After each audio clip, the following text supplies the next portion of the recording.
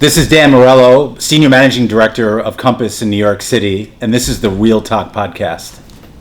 What's going on, guys? Welcome to another episode of the Real Takk Podcast. This is episode 66. If you guys had listened to episode 65 last week, I was with the Compass Leasing Director, Julia Siegel. Rentals in New York City are, in general, a very hotly discussed topic that not a lot of people want to talk about.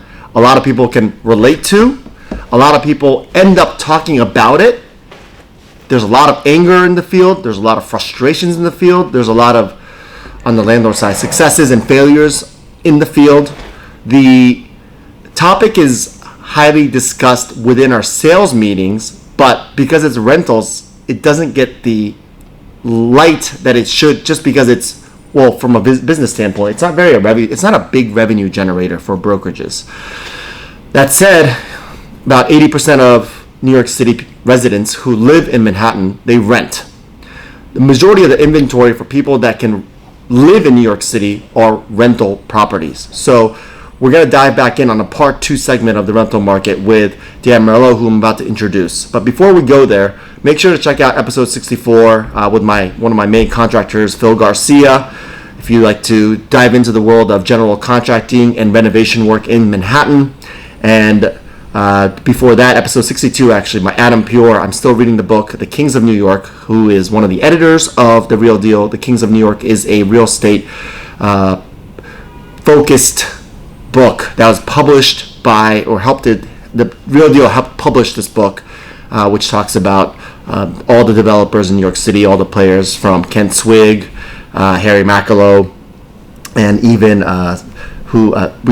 he's been in the news recently, Stephen Ross, actually was just recently suspended by the NFL before the book was published. But that's a whole other topic. But today I'm with Dan Marrello. To give you a little introduction about Dan Marrello, pleasure to have you on, by the way. Pleasure to be here. Very busy man. I first met Dan at Town Residential. At the time, one of the fastest growing New York City brokerages. I was recruited there around 2010, and then met Dan. I think he joined around 2012. Mm-hmm. Prior to Town Residential, Dan was a manager at Citi Habitats for almost 10 years. At present day, Dan helps and oversees several dozen agents and teams that make up the Compass real estate world in New York City. Fun fact about Dan, he also owns a couple F41 training gyms. Danielle, are you familiar? F45. Did you know this, Danielle? I've heard of them. Yeah, I've seen them around. Your friend actually is a member at F45, right? Well, Anna. Oh, she's a diehard F45. Okay. Yeah. I'm always seeing her there. I didn't know what F45 was until earlier this year in May. I was bar hopping in Denver. Rhino area, and there's a F45 gym, and as an avid gym goer myself, I did not know what it was. So I peeked inside, drunkenly peeked inside and saw the push sleds, and I thought, oh, that's interesting. I don't recommend doing it drunk, but I 100% would never do it drunk.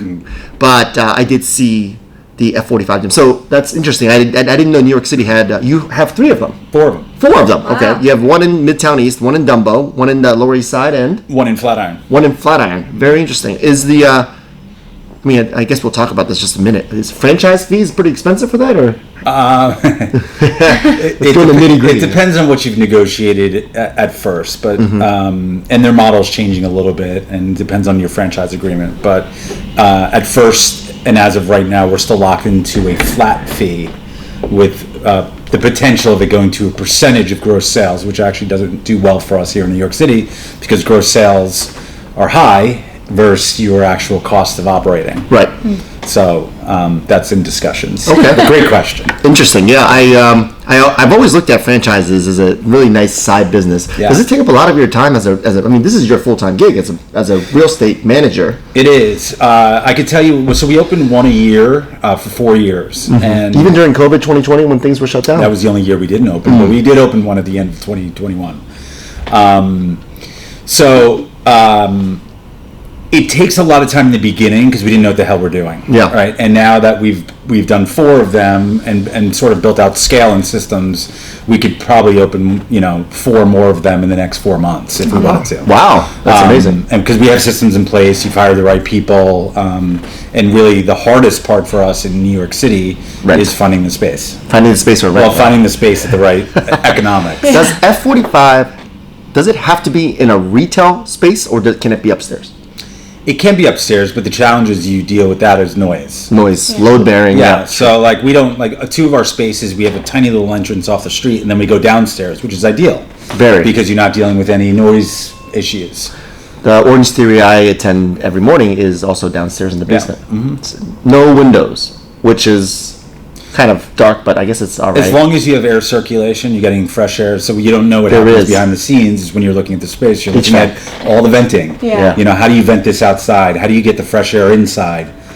So there's a lot that happens behind the scenes. And when you own a few retail, every time you walk into a restaurant or store, the first thing I do is look up and say, what kind of sprinklers do they have? How'd they do this? What do they do with the lighting? So you start to see spaces in a different lens. Who do you use to scan for retail properties? Is Jake Velasquez, Dave Graff?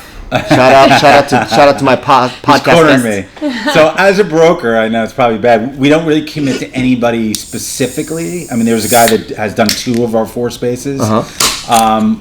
Being that we're pretty visible in the market, we have a lot of spaces that are sent to us way pre-market. For example, they know a business is going out of business, another fitness business, and they'll say, they haven't handed the keys back yet, so we're not showing, but we can get you in, type of thing. Got it. So we've seen, so during COVID, when everybody thought no one would move back to New York City ever, and there was nobody walking down the streets, we saw 56 spaces of pre-built out gyms in 3 months. And actually pulled the trigger on 2 of them. Amazing. Yes, a way to capture that opportunity. It reminds me of Andrew Heiberger leasing 110 Fifth Avenue. Mm-hmm. We are right now in an undisclosed location, a.k.a. 110 Fifth Avenue. And he built out an office space in 2008 or 2009. 2 floors up. Captured very low rents at the right time. He pulled the trigger when everybody else is retreating. The gym world is a very interesting world, and I'm really actually really cool that you're actually in that. So I didn't know this. Well, it's not much different than the real estate business. No, I'll tell you why. So you think you're getting into the fitness business, and yes, that's the service you're selling is your fitness, but it's all lead generation. It's about how do you get people in the door, how do you give them the right service and experience, and get them to refer their friends to come to the gym and stick with you. Right, so not much different than real estate, right? You need people in the door, you want to give them good service, you want them to refer your friends. So it's the same real idea, just through different avenues. Okay. Would you try out a F45? I don't know anything about the structure of the class, but I would try it because I like. So it's high intensity classes. interval training. Yeah. It's geared towards all levels. So don't be scared. Sounds perfect. And it's fun. Yeah. And effective. I was looking at their website doing a little research. F stands for functional training, a mix of circuit and HIIT style workouts geared towards everyday movement. And the 45 stands for a 45-minute workout. Correct. So Sunday through Friday are 45 minutes. Saturdays are only 1 hour class. Are you thinking of a Jersey City location by any chance? So there is one open in Jersey City on Exchange Place. Passed by. So you know it. Okay, you know it. Passed by. I only ask if she lives there. So to put it in perspective, we opened up Flatiron before there was any on the East Coast. And since there's probably 150 to 175 of them open. Wow. So okay. once somebody opens in the area, it says, what's this? And then the franchise itself starts marketing, right, to other franchisors to spread the business. Sure. No, okay. And they sell territories. So to put it in perspective, like everyone says, oh, you have the territory of Manhattan. No, we happen to own 3 of them in Manhattan, but you can Manhattan is carved up into probably 26 different territories. Oh.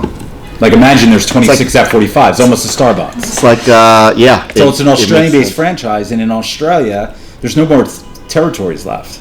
Oh, I didn't know it was You really have Australian. to buy somebody out to get in. And that's how, it's almost like here with Starbucks, you go around the corner, you're like, I just saw one 100 feet away. It's almost the same. I didn't know that. A lot of opportunity. So for those, shout out to, future aspiring franchisors, there's a lot of territories left in Manhattan.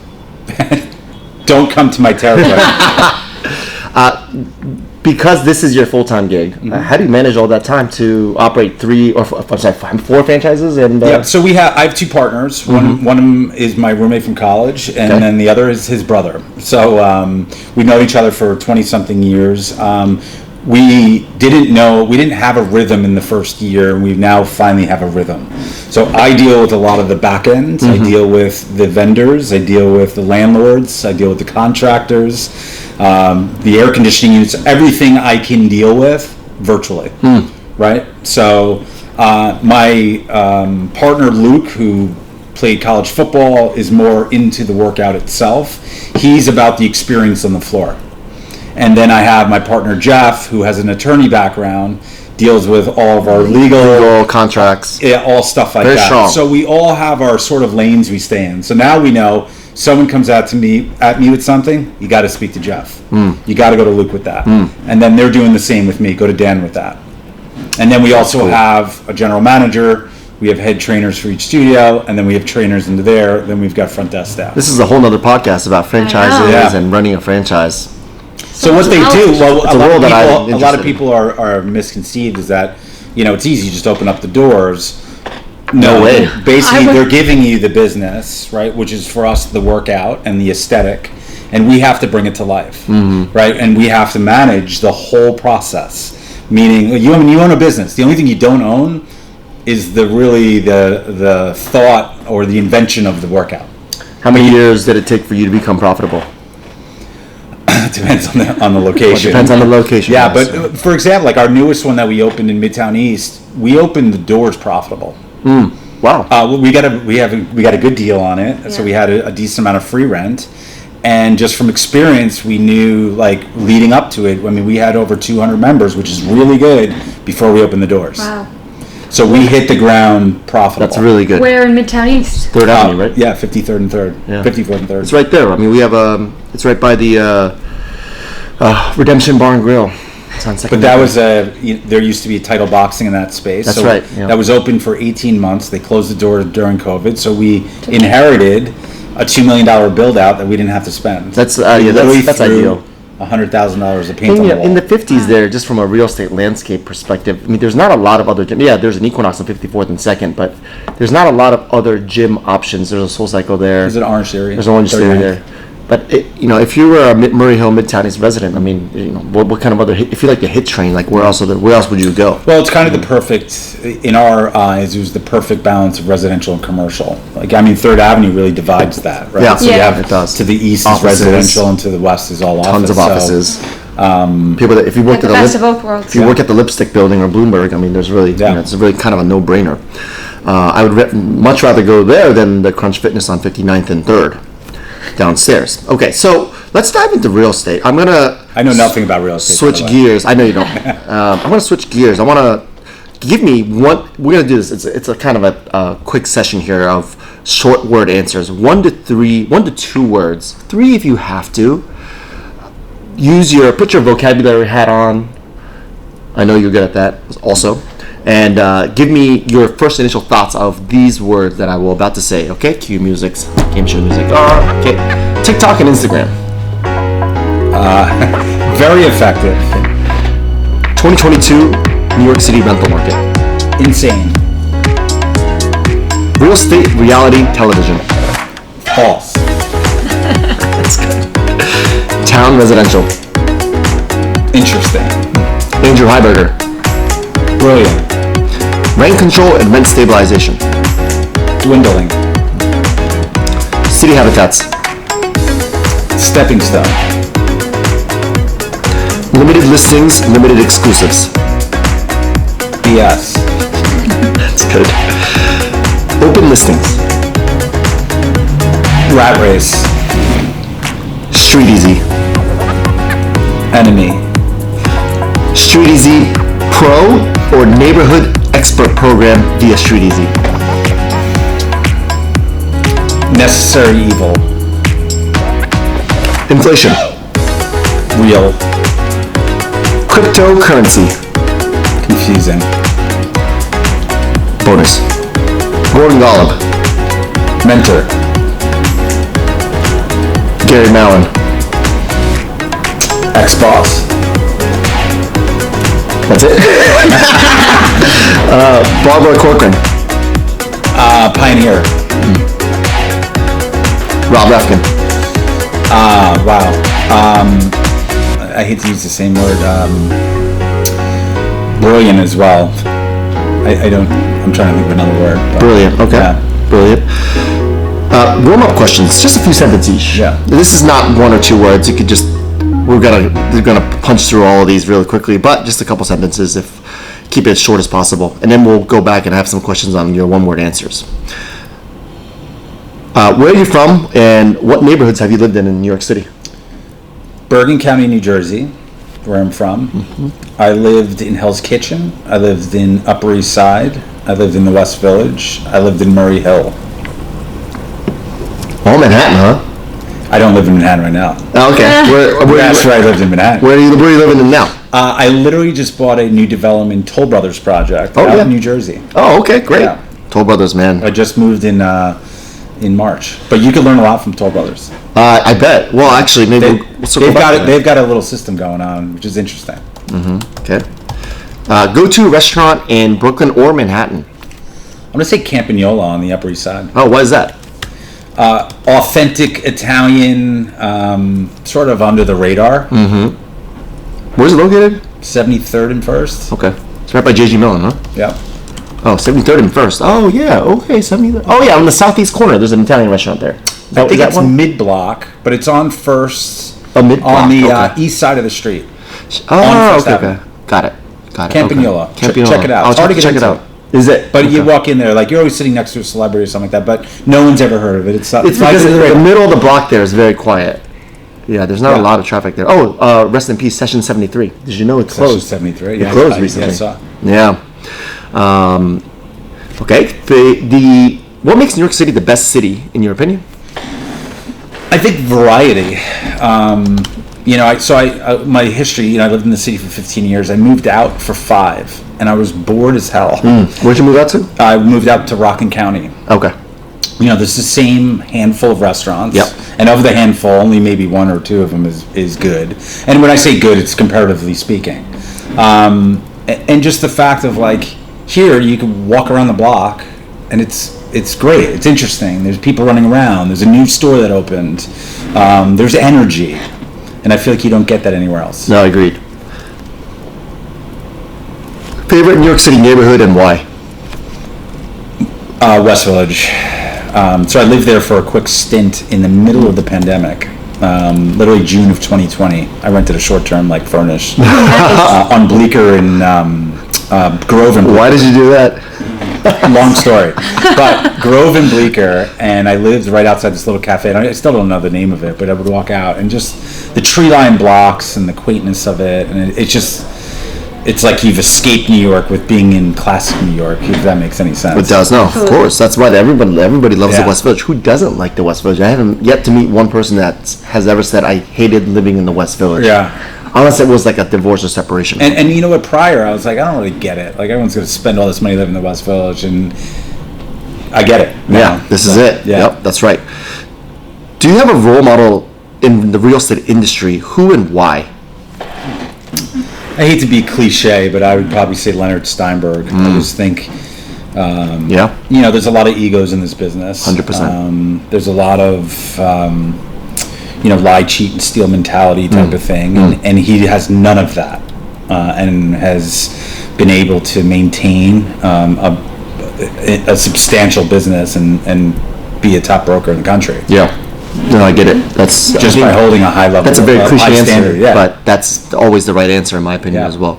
Favorite city outside of New York City, or favorite state outside of New York City? Doesn't matter, and why? I'll give you Florence, Italy would be one of my favorite cities. Okay. I lived there. You know very well college. too. Yeah. Favorite little escape nearby, I would say Long Beach Island, New Jersey. Oh, right. Yeah. Been. Bunch of times. It's another hidden gem. I mean, you tell people from New York, Long Beach Island, they say, "Oh yeah, Long Beach, Long Island." No. Not even close. Yep. So it's a little escape. You go over that bridge. It's an 18-mile barrier island. You're never more than a quarter mile from the water. And it's something special about it. What's that diner on the left side of the road on the northern part Chicken of and the the island? Egg? Yeah, Chicken and the Egg. That's the right. southern part of the island. Oh, it's the southern part. Yeah, that's right. Yeah. That's right. That's Chegg. It's called one of the best. The locals call it Chegg, Chicken and the Egg. Yeah. So good there. Yeah. Actually, there's a line there for at least 15 hours a day because they're open 24 hours. They are. Yeah, you go there 2 a.m. People eating fried chicken. Iconic. Yeah. Iconic. Love that area. And all the houses there are on. They're forward thinking too. They're all on stilts. Well, after Sandy, they passed a new law that they had to. Well, the new ones have to be raised, but even the old ones, they're actually raising them. Mm-hmm. So they pick them up. It's interesting to watch it happen. They pick the houses up and raise them and then throw stilts underneath them. Yeah, I have a college buddy of mine said that the real estate there is interesting because once the older generation of homeowners start to not want to go up those stairs every time they go to the beach because they're all in stilts, they sell them. So it's actually a pretty good business for if you've been in the business for a long time out there. It's a good and business. Some of the homes too. I mean, just financially doesn't make sense to spend the money to put them on stilts. Yeah. Versus knock them down and start over again. That's right. Yeah, it's not like the Hamptons where you can have a big estate, right? It's the little home 50 by 100 lots. That's right. And you're limited to 24 to 2,600 square feet, and that's it. Oh gosh, yeah, such good memories there. It's such a fun little island. And let's see here. What is? Oh, give me an insult that you've received that you're proud of. I'd say probably a thick-headed, maybe. Thick-headed, okay. But maybe just opinionated. Kind of have to be when you're in real estate. Yeah. Yeah. Okay. What's an ideal day for you in NYC? What does it look like? An ideal day in NYC. Started off with F-45. Yeah, I mean, I start, and this is probably a question that you'll ask me later is like, what's a routine? And one of my routines is to work out in the morning. Yeah. The first thing I do, it's so yes, work out at one of my gyms first thing in the morning. All right. It's the one time where you could not look at your phone, shut off, and your phone's not ringing, nobody's texting you. Ideally. Then I would say maybe have breakfast down at Balthazar. Ooh, right? Yeah. Good choice. Yeah, walk around Soho a little bit. Mm-hmm. Then head up maybe to Central Park. Do a little walk up there. Walk through the park. Hopefully it's not as hot as yesterday. We're not walking right now. We're going to take the subway out. Steel Horse. Okay. Yeah. And then dinner at Campagnola. Why not? Campagnola. That's right. Perfect day. That sounds like a perfect day. Final quick question. What's your? Oh, you just talked about morning routine, huh? Give me your younger days, your ideal evening / nightlife routine. Let's switch it up. Let's say when you were in your younger years. You've been here for back then. Back in my day. So I had a pretty close-knit group of friends here. Nobody lives in the city anymore, but there was 18 of us. And it was Tuesday nights, Thursday nights, and Saturday nights. Religiously, we were out. Why were Tuesday nights out? Tuesdays and Thursdays back in the day were like, those were the good nights. Those Did you know that, real video? Good nights. Were you there? They've always been the best. When you Are were they still good? Tuesday's I can't stay always, up past 9 now. So. I don't know anymore, but Tuesday's always been good. So tell me about where would you go? What would you do? I mean, there was a ton of places. I mean, there's the Marquise of the world, which is still open. Oh, so you're a club guy. Cheetah Bar. I mean, we were out at club, the whole bottle club thing. I mean, that was it. We were in our 20s, just starting to make money, didn't have children or any responsibility. It's the best. Right? And, you'd wake up in the morning and say, how did I get home? And then Cheetah. I don't know. You get home at 6 in the morning, you go to work at 9. And you're fine by 11 wondering what you're going to do that night. Now if I did that, I'd be probably in the hospital. Cheetah. Do you remember the Cheetah? I don't remember that. I think Cheetah was on 27th Street heard of right that. over here. Oh, you went out on 27th Street. Wow. That's further north for a night out. Any other locations that maybe do not exist anymore that I'll give you even before then. I mean, so I used to hit the tunnel up, right? Tunnel, Limelight, Sound Factory, back in the day. This is the late 90s. Oh, okay. This is like the Peter Gation days when so Tunnel was on 27th Street. Okay. It was one of the biggest clubs. There's 27 rooms in the tunnel. You would get lost. What does that mean? Is that a hotel? No, it's called the Tunnel. So if you see 27 rooms, if you take 27th Street all the way to the West Side Highway, there's a building on the corner there. I think they actually turned it into a mall. That used to be a club. You would never know it's a club during the day. They would have stairs you go in and you would get lost in there. There used to be a bar in the bathroom. It was insane. 27th Street. No, that's right by Fine. And you had Limelight, which is the old church right around the corner from here. Mm-hmm. Right? You guys know Limelight. Yeah, it's still there. But still there. Grimaldi's Pizza's in it. Yeah. And there's also, there's now a spin studio. There's like a restaurant too. Well, that's the pizza place. They've tried making it a mall. They've done a bunch of different things. Yeah. And there was Sound Factory, which is on 56th Street. No idea. Was huge. And these things were open 24 hours a day. So you would go in Friday night and come out Sunday. Wow. Yeah. Come out Sunday. If you wanted to. That's pretty aggressive, huh? Yes. So this is the 90s club scene. Come on. I want to talk to you about, we're going to go and go back to your quick 1 to 2 word answers. You said Andrew Heiberger as a brilliant individual, and he's always been a mysterious character to me. I was one of the first town brokers, and we talked then, but he was never really. Maybe I didn't feel that the 100% transparent in what he wanted to do and what he wanted to accomplish. And what's your relationship with him? What was your relationship with Andrew Heiberger back in the day when you were at Citi Habitats? Yeah. And what is it? Do you have a relationship with him now? So I started right out of college, 2001 at Citi Habitats, early 20s. I was 22 or 23 years old. And I looked up to him. I didn't know any better, and he built something that didn't exist in the city. And we built at one point we had 17 offices and 1,000 agents doing rentals in the city. And you were a rental agent there. So I started as a rental agent, and then he ended up, after I think 8 months, giving me my own office, which was on 76nd and First. So you just skipped right into management instead of like wanting to become a sales agent or any. Sales wasn't even, it wasn't even a conversation. It was weird. It wasn't a conversation. I was 23 years old, and I was in this like incubator called Citi Habitats with all other 20-year-olds running around making money doing rentals. Yeah. Like the thought of sales was like, you do that when you're 50. Like it was almost an afterthought until years later when we merged with Corcoran and things like that. Was this when Barbara Corcoran had started Corcoran? She still ran it. Barbara Corcoran was still there. Still CEO of Corcoran Group before NRT's purchase. Yeah. What was he like? What was the? I guess. Andrew was young at the time too. He was. Figure Andrew was in his late 20s, early 30s. Wow. When he started that, yeah. Right? So extremely energetic. One thing he's brilliant at, and he probably didn't see, is creating. Right. Mm-hmm. So he's good at this creating, and he created this company with this atmosphere and this culture when we were unstoppable. And he did something very similar at town on an elevated scale. Yeah. Right. It was a grown-up Citi Habitats, really.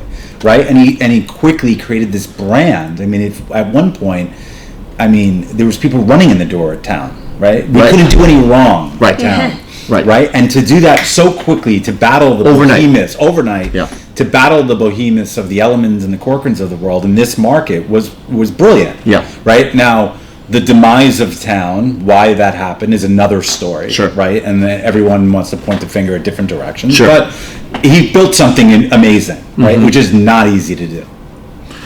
What was the Citi Habitats atmosphere like in the early 2000s? This was before Streezy and Zillow and Realtor.com maybe. I don't even know. All of it actually. What was it? What was the search functions? What was the? So it's a funny story. So I started. My training consisted of my manager came in and he says welcome, right? And he's like, who was your manager? Jason Barocas. His brother owns Andrew Barocas is the developers group and M&S. Yeah. So Jason sat me down. He says, "Have you ever heard of Craigslist?" I said, "Yeah, I have." And he says, "Have you ever posted?" I said, "No, I've never posted because it's easy. You just go in here, you hit post, and you go in the database, and you find 1-bedrooms that allow walls, and you advertise them as 2 bedrooms.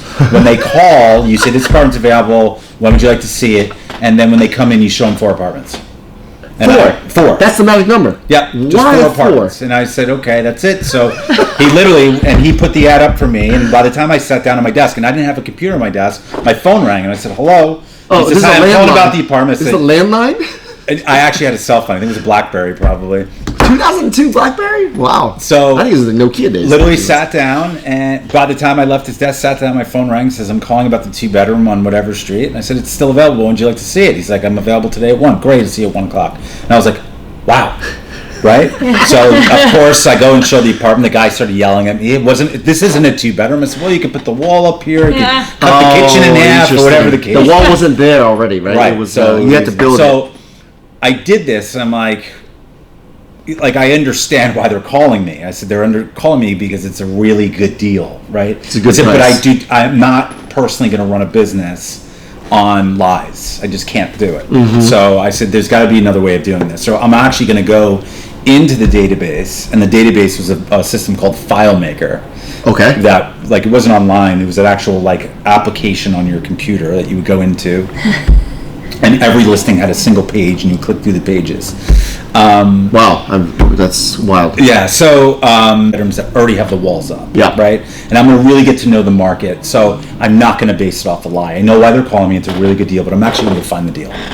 So now, granted, my call volume lessened. Yes. But I was much more effective, and I didn't have to be so defensive in the beginning. Right. And what I learned is product knowledge is everything. So when I can get them on the phone, right, and I know, I ask them what they've seen, and I know every single apartment they've seen. I know that faces south, it's got the L line does this, and they were amazed because I really spent the time. You didn't have a computer at your desk, so this is the difference of today's brokers. I couldn't just sit at my desk and would always stare at the wall, right? So what you would do is you'd have to get there early in the morning. You would print out all the new listings, and I would just go walk around and look at them.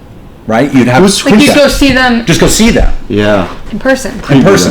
And now an agent looks at you that just started and goes, I have to go see them in person? Yeah. And it's foreign to them. But you walk down the street, you know what's on the street, you know what the view looks like, you could actually see if it fits the queen bed, you know what it smells like when you walk in the lobby, you know the aesthetics of everything, you know what the hallway looks like, right? So if someone's explaining to you what they like in an apartment, if you haven't seen it, it's tough to really land it. And I think that's where and everybody's putting pressure on our fees right now, yet we're doing less. Right? Interesting. Right? Yeah. So they're doing, the clientele right now is on StreetEase or Zillow, whatever they are, they're doing the same work that most agents are doing. They're looking at these listings online. So how are you differentiating yourself? How are you adding value? Yeah. No, that's a good question. I think the old school mentality of doing real estate and actually pounding the pavement yourself and previewing before anybody else, knowing the product, like you said, the street, the views, the lines, that if that gets lost, then I feel like the tenant side brokerage business will probably not be as prevalent as what it was back in the day. I mean, I'm not going to say it's going to die because everybody always needs help, but it's not going to be as effective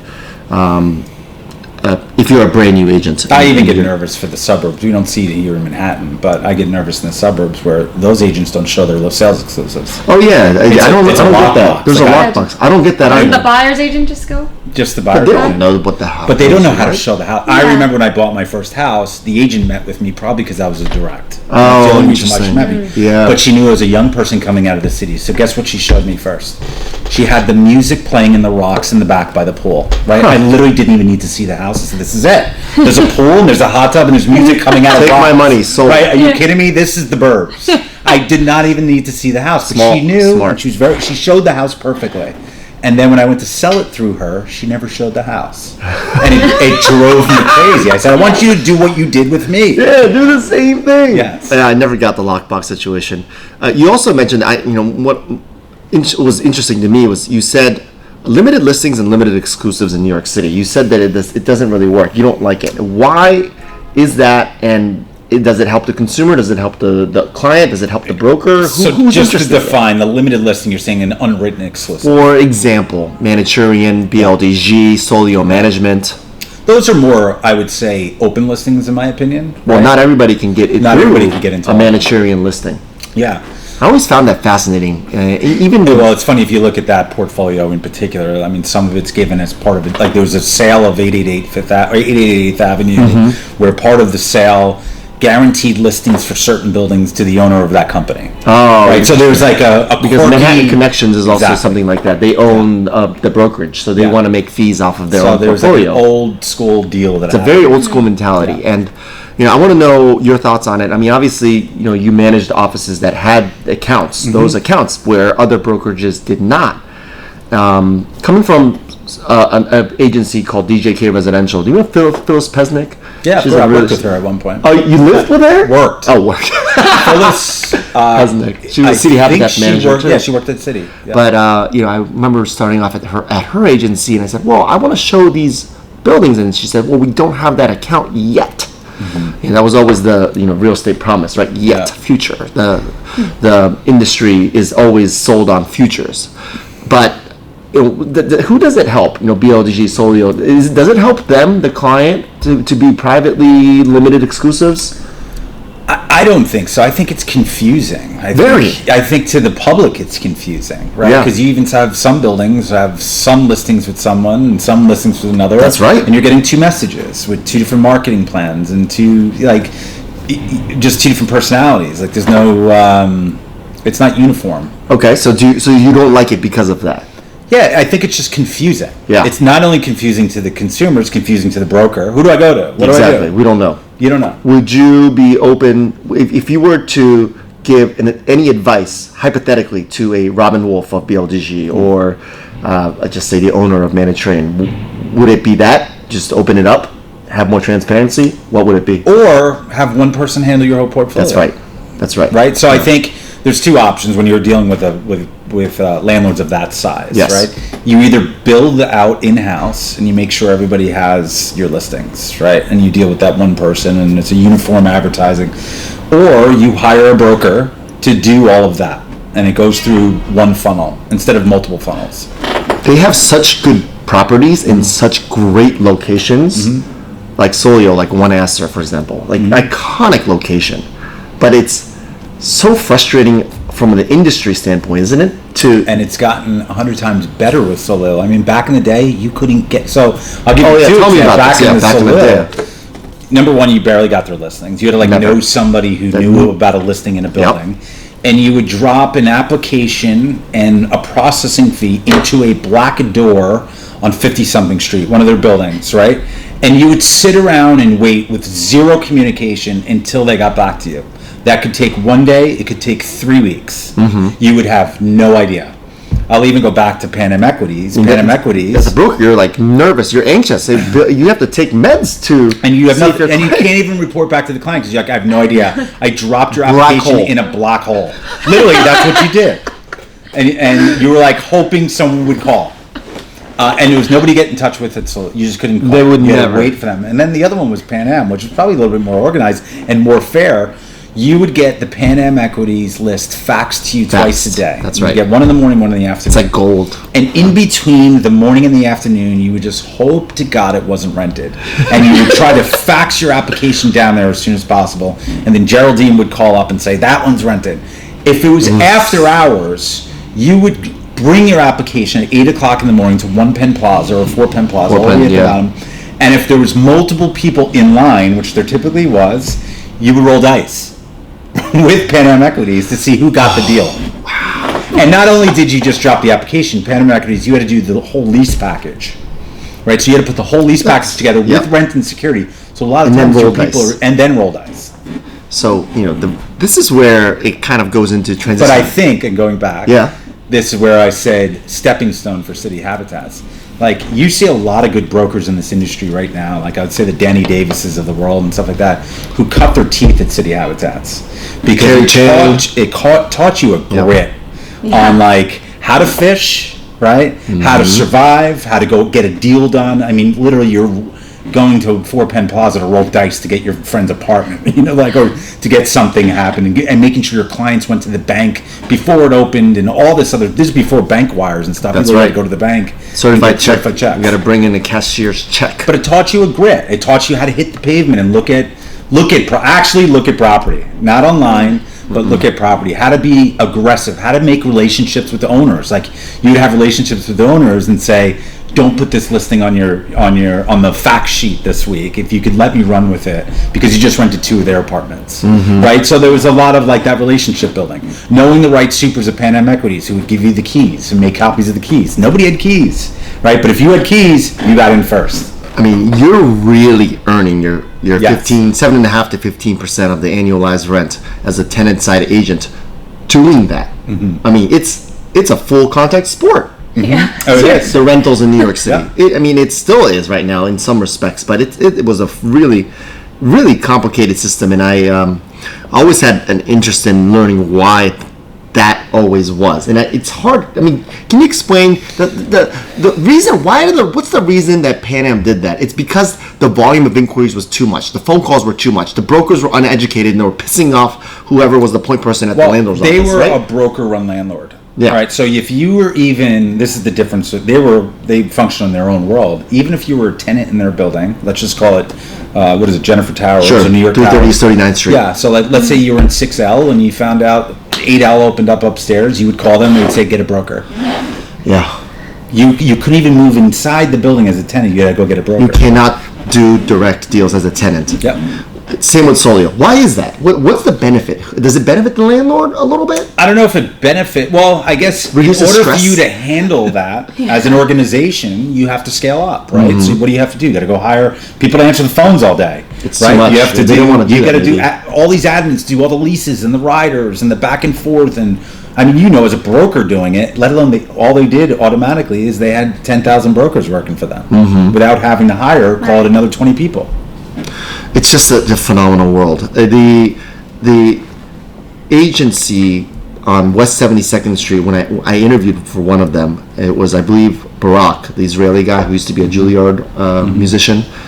He works for Halstead now, but I was interviewing about agencies, and I asked them, do you have this Pan Am Equities portfolio? Because I want to be a rental agent and rent their homes or apartments.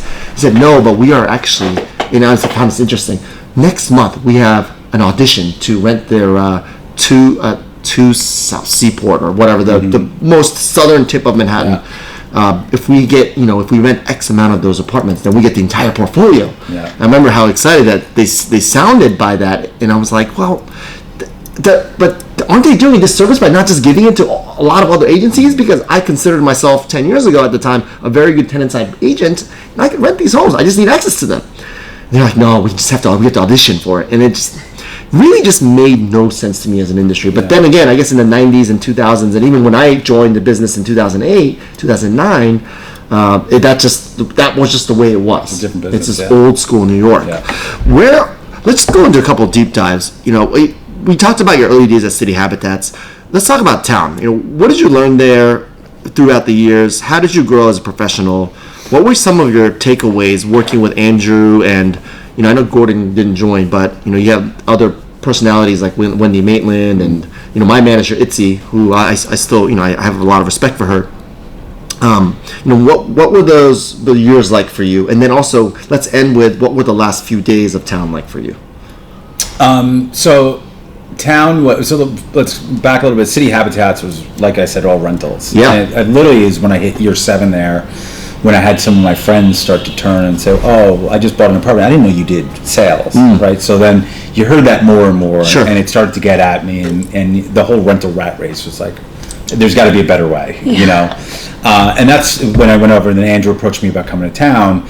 It went from rentals to high-end sales, high-end rentals, right? So it was being able, I learned the rental market front and back, every apartment out there, et cetera. And now I got into a whole nother sort of business, which was higher-end sales and rentals. And just learning that entire market and process was in itself a learning experience. And then to switch from cold lead generation and teaching my agents how to cold lead generate, through Craigslist and make it apartments and all that, yes, all the way to how to deep dive into your spheres of influence and where the gold is really, right? And how to mine your databases and things like that. That's how you sell, 4, 5, 6, 20, $50 million apartments is through your database, not through all these other means that you spend your time on. That's right. And then sort of, that was the first couple of years of town where I was there for 6 years. Where were you managing again? Was it Astor Place? No, so I had a non-compete, which I had to negotiate out, and with Gary, with Pam, which was my past answer. So I negotiated that out. I was released slightly early, but couldn't work on the Upper East Side. I see. So Andrew put me on 57th Street. Oh, He put me at the Crown Building. So I opened. That was now a condo. 735th. I went there and managed, and then came down and managed with Wendy at 110 Fifth. Oh, 110, the building that we're in right now. Yeah. So I managed that until the bitter end. So I could tell you the end of it. I was the last employee standing. I was actually broker of record, and you saw the writing on the wall, especially towards the end. And you were the last employee. I thought Brett Solomon was. Shout out, Brett. No. Good guy. So you saw the writing on the wall, and I had a business partner, Ryan Fitzpatrick. We came into the office together, and we said, "Listen, if this goes down, like we'll just go down with the ship and figure it out later. Like we'll try to keep the ship together as long as we possibly can, and if it goes down, it goes down. But we're going to go down with it." I mean, people were calling us left and right. Are you going to leave? It's time to leave. Blah blah blah. So the last I remember was. I had a meeting with Jackie in the morning, which was like our COO at the time. Jackie Fierro? Pastana. I'm sorry, Pastana. That's right. So and we said, Jackie, like, how long is this going to go on for? Like, what's Andrew thinking? And blah, blah, blah. And then she's like, I don't know. And then literally we walked, that was at Irving Place. We walked over to here at 110. And then Jackie called us and says, can you come back here and meet with Andrew at 3? And we said, yeah. So we went back with Andrew, met Andrew at 3. And Andrew says, you know, blah, blah, blah, I'm shutting town down. So we were like, well, what's the timing on this? Like 90 days? He's like, today. And I'm like, what do you mean today? Like right now? I have staff in my office. I have 165 people on my roster right now. Like, you go back to the office, you have a conversation with the staff, and we'll help them find other places. Like literally, so on my way back, it was 4 p.m. I think it was a Thursday afternoon. On my way back, I texted my staff. I said, meet me at, I forgot the place over here. Is a Spanish place on 16th for margarita.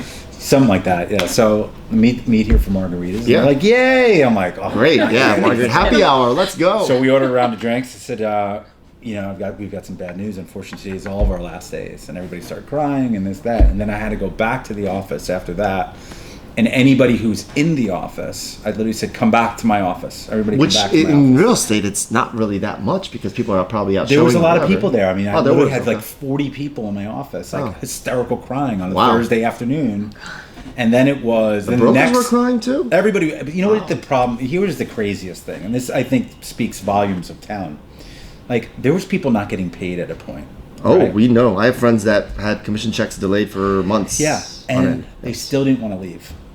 Right? When you're not getting paid... There's loyalty. Yeah. That's usually like... I mean, we... Sometimes here, we go 72 hours and people are ready to jump out the windows. Right? I mean, people legitimately were not getting paid. And like I had people in my office being like, "But I love it here. I don't want to go anywhere." Yeah, you know, which I think speaks volumes of the company, and the loyalty, culture. And the loyalty, yeah, that loyalty. So we have in my next 10 days, which I was going to be like, I'm going to focus on myself. Was focusing on placing 165 of my agents at other companies. Did you? Insane. Oh my god. So what were your recommendations to the agents then? So I brought about 60-something people over under me to here. To Compass, and I was helping them because a lot of them had left. I mean, a lot of your close friends / agents that worked had already left before they closed. We actually 110 was in its own bubble a little bit.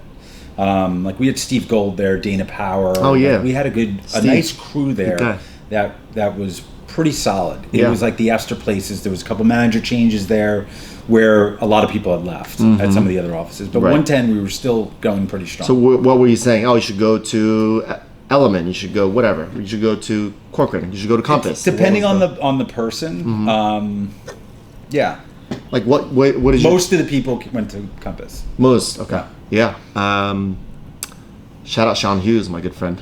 He did you tell him to come here? He did come here. He did. I know. Yeah. Him and Ayin came here. Well, that was Ayin called me. He goes, "Where am I going? Where are you going?" That was literally his conversation. I said, "Sit tight. I'll have somebody call you." Sounds like Ayin. Yeah. Shout out to Ayin. We have a lot of shout outs on this episode, huh? I like the reminiscence of the old days there. Well, let's go back to rental since this is our topic of this episode. A lot of anger in the rental market, and I think it's because partially. Maybe 10% of it is because of what we talked about, roll the dice. Yeah. This year has been especially difficult for tenant side business, and a lot of renters moving into the city for the first time has been very frustrating. We get accused, it's always our fault, right? It's always the broker's fault. We get accused left and right of discrimination or unfairness or whatever it may be. Or broker to broker, direct deal. That's right. Yeah, that's right. We get a lot of just hate and anger and just, Danielle, you deal with a brunt of it. Yes. A lot of it. And it can be mentally draining, right? Absolutely. Yeah, it can be mentally draining. You know, what's broken about the New York City rental market, in your opinion? Why is it broken? And how can it be better? It's a loaded question. How long is this podcast? You talk about 5 hours for this, seriously. You know, I have to. Let's just talk about this specific market right now. There's a lot of blame because right now you probably have 10 applicants for every one apartment. Right. Right. And, you know, the same thing just happened in the sales market for the last 19 months, right? Where you'd have 12 offers on an apartment, right? So that same sort of hatred, and I heard the same thing on the sales market. He's probably got a direct deal. They haven't responded to my offer. I don't believe he's got another offer. Like, that whole thing is just part of, I guess, the human emotion, right, of you being beat out. But there is a lot in the market. You know, rentals are a stepping stone in New York City, right? So typically you get into the business, you can make money right away, you do rentals.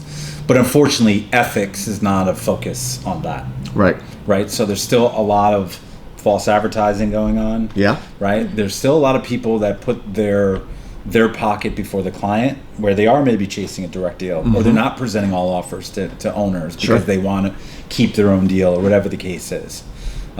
So I don't know the magic answer of how do you clean that up? How do you police that? I think the only way to real police it is if actual fines are given, right? Yeah. If people are penalized in the pocket, but then you're going to rely on the Department of State to do that, and It's I too don't many. see that happen. How many transactions happen in a week in New York City, rental transactions? Yeah. And the DOS is going to chase, 500 cases a week. Yeah, I mean, it's unmanageable.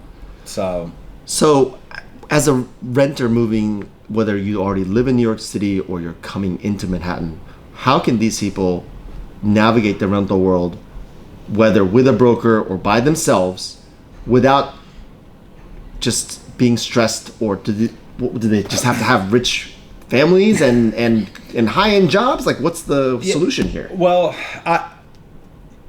it's not easy, right? It's certainly not easy, but I would say, hire a broker if you can, and hire a good broker if you can, right? Yeah. It's never going to be stressless. I actually think part of an agent's continuing education should be to move every 2 years. Right? To actually move and be on the other side, a renter or a buyer on the other side, because we're like, my buyer's crazy. Well, have you moved in the last 2 years? You'll be crazy too. Yeah. Like, I literally had one of my agents just buy a place in Brooklyn, and she's ripping her hair out. I said, you're the crazy buyer. You are the crazy buyer. That's right. So I recommend you go through the process yourself. That's a great idea, actually. It's part of your continuing education. Have you moved in the last 24 months? You must buy a property every 2 years. Oh, yes. Great. Yeah. I would love that.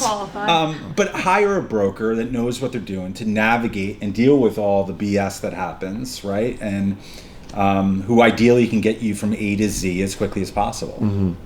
Let's go to one of the reasons, whether you're a politician or whether you're just a normal citizen like us, the reason why New York City rentals is as high as it is not just because people want to live here, but also likely because there's rent control and rent stabilization that is absolutely crushing the inventory in New York City.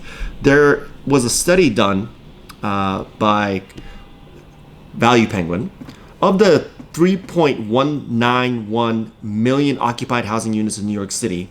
A little over 2/3 are rented, while less than 1/3 are owned by the people who live in them. That's point one. Point two, this is not investors. Point two is uncurbed. While only around 1% of New York City rental units are rent controlled, approximately 50% of the New York City rental units are stabilized. So rent stabilization generally applies to apartments in buildings with 6 or more units constructed before 1974. And that includes co-op conversions and condo conversions. So there's just a lot of inventory tied up in the rent stabilized market.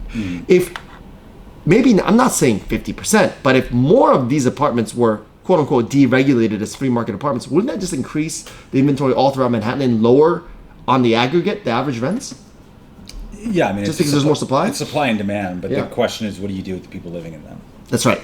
And that's the question everybody's, up against. Like, What- what are you going to do with the 76-year-old woman who's been living there for 40 years? You gonna tell her said it she's was gotta get out? dwindling earlier, but is it dwindling? You said on your one-word answer about the stabilization. Yeah, well, I think I think people believe there's more than there is out there. Like you said, there's not a lot of rent-stabilized apartments out there. There's not. Right? And it's getting less. But I think part of the problem here is the fact that landlords can't deregulate them right now with the rent law changes from 2019. They cannot. That's right. Right. So you have an example is you have that rent-controlled tenant who was spending $650 a month. She's passed away. Mm-hmm. So in my opinion, you're not putting anybody on the street. You should allow the landlord to deregulate that apartment at this point, right? But because you you're can't. not even incentive. They used to be able to renovate it, take a percentage of the renovation, put it back into the rent, at least get the rent up to a more manageable number. But now, the landlord, there's no incentive for them even to renovate it, right? They can't get they lose money renovating it. That's right. They lose money for the next 20 to 30 years if they That's renovate right. it. So what do? You keep it vacant. Yeah. Right, until you could potentially combine it with another unit, or there's a few different loopholes for you to get out to get the rent up a little bit. Mm-hmm. So I think that is certainly hurting us. Yeah, big time. I don't think that solves the issue right now of supply and demand. Mm-hmm. All right? I think it's a blip on the radar for that, and I think what we're dealing with right now is a multitude of factors. What's a good solution for this issue that we have here with these stabilized apartments being stabilized and landlords not wanting to release them because they're 75% under market? I mean, the solution should be some sort of compromise between the old law and come up with something new. Like, there's got to be an incentive for an owner to turn the apartment over to make it livable and also make money, right? Because the cost of doing business, including for landlords, is only going up. So for me to go ahead and spend $100,000 renovating it when I'm not going to recoup that for the next 30 years makes zero sense to anybody. Yeah. And let's just say even if I didn't have the money, I just can't do it. Yeah. Right? Let alone the people that do have the money, why would I do it? There's no point. There's no point. It just does not make business sense. I think socialism is working to Unless the government wants to say, well, we're going to give you tax credits. Or whatever it is to renovate it. We're going to give you the money to renovate it. Right. If you're going to house our people. Right. Right? So we're going to solve two problems here. You get to renovate, you get the money to renovate, and we put somebody who needs the apartment in it. That's right. That's another solution. That's for Yeah. sure. It's kind of like winning the lottery if you're on the tenant side, and Right. you get to go into a stabilized apartment that's actually renovated and Well, works. yeah. Well, usually it's not even habitable if it's not renovated. But just imagine someone living there for 45 years. Yeah. Right? Yeah. You're dealing with the toilet is in the kitchen or whatever the case is, right? Alphabet City is all. Yeah, the all over. electric is outdated. Like, the place needs to be gutted. Yeah. When you think about the New York City rental market, and it's not like any other market, I believe, in America. I heard maybe Harvard Square is very similar, but outside of that, it's a very niche market. What do you think the brokers can do to make the experience better for consumers? And what do you think the consumers should know to make sure that their experience is also better moving into the future? Transparency, Sure. right? So just make the process much more. For brokers, you mean? Yeah. Yeah. Well, brokers and consumers. Yeah. Right. I don't know. We're not the holders of information anymore. No. Right. And everybody maybe think they are, but we're not. Right. So we're just the advisors and getting people through the process. So if you could just increase that transparency. Before, just to wrap up, I know we're running out of time here. Just one final question: your experience with managing these real estate agents. How many agents do you manage? These real estate. These brokers. Who? I How have many? 219 right now. 219. That's it. Yeah. Oh, but do you guys fight over, like, between managers who gets what brokers? Like, I don't want this agent. No, so it's funny the way we're structured. I'll be again transparent with you. Yeah. Is for 16 years I was compensated on production. Yes. We're not compensated on production here. That's right. You're not getting a piece of our pie anymore. So we are compensated on retention and a few other metrics. So we want to keep you here. Yeah. Right. So, but if you come to me, Talk, and you say, and I don't manage Talk, but I'm using him as an example. But if you say, Dan, we're not a good fit, right? I'm not going to get offended. Yeah. And you're going to say, I want to work with Danielle. Yeah. Right. Where previously I would do everything in my power To keep you. say why Danielle's a bad idea, right? Because I lose production, right? So it really works here, and we don't fight. So the answer is we don't fight because we're not incentivized to fight. We're incentivized not to fight. Not to fight. Right? That's a really good, interesting business model. Yeah. If I were to say I'm going to go to said brokerage, now that's a different conversation, right? Oh, yeah. Let's just say, I want to go work for Sirhant, and I go join my boy Sean McPeak. Shout out Sean, or Maggie Wu. I think she was your agent. Was she your manager? Maggie? I think Maggie. Anyway, shout out Maggie. She's great. She worked for Sirhant. What would you say to that agent? I mean, number one, it depends on their business. Let's just say they're good. Yeah. They're top 25% brokers. Well, I would find out why are they really moving? What is not working for them? Why are they moving? Why do they think They just want to explore, maybe. Well, I don't think any good broker just wants to explore. All right, maybe they're getting some business. Yeah. Maybe Sirhant is giving them a listing. Yeah, well, maybe that is it, right? Mm-hmm. And if you usually dissect that, like how many people are going to be on that listing with you, et cetera, and does it make financial sense for you to do so, right? So, and if it does, would you agree and let them go? Or would you still fight it? Probably both, to be honest with you. Well, listen, I always listen. I've been this is my third company. My second company, I didn't have a choice, right? You had no choice. And my first two companies were the same owner, right? Sure. So yeah. I'm a loyal person at heart, right? Very. So if I could have been with the same person for 20 years potentially. So I think most people, I never hear of people that have moved and something revolutionary happened, right? Other than more natural growth. I do think here is a little bit different where if you adopt and use our tools, et cetera, it will enhance your business. Sure. 100%. But I don't think, and I think this is where a lot of brokerages throughout the country don't really have a shot because they're not investing in it. They're not, yeah. We're going to wrap up here. Danielle has one last final wrap-up question for you, and then we'll be on our way. Do you have any future predictions for the rental market? Like, how do you see the year closing out? I think I don't think you're going to see major movements for the rest of the year, right? Now, granted, historically, you may see it slow down come December or Sure, after Thanksgiving. historically, yeah. But I think it's going to be directly tied to unemployment, right? So you could always follow the rental market is usually tied to the employment rate, right? And this is part of what's fueling it. Everybody has a job right now. Some people have two jobs, right? So, and I was talking to a landlord today. I said, what do you believe is fueling the market? And I said, the student population is a whole thing right now. So like every student who didn't come to New York for the last 2 years is coming here now. And then what they're seeing is a huge influx of hiring from all the huge law firms and the consultant firms and whatever. So until that people start laying off, because a lot of people are paying the highest salaries they've ever paid, right? Now, as demand scales back, right, they probably don't need all these people that they scaled up to meet demand, right?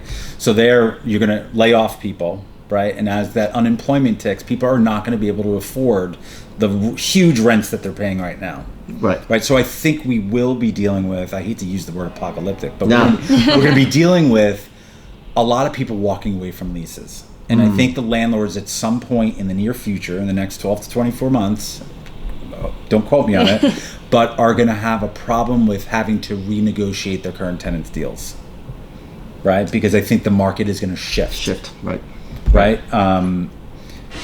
That's my crystal ball. But in the macro sense of it, someone gave me a stat. It's usually every 10 years, 20 million units are built in the U.S., right? But in the last decade, only 5 million were built. Right. So there's a housing shortage. There was a severe housing shortage. So that's not happening. That's not getting corrected overnight. Right. That's a very interesting But factor, I think we for will sure. see waves in the rental market until then. Okay. Well, as people say, the best return on your investment is learning and knowledge. And I think we learned a lot from you today. So thank you, Dan, for your time. Appreciate it. Is there a social media handle that you'd like to, or some sort of plug that you want to give out?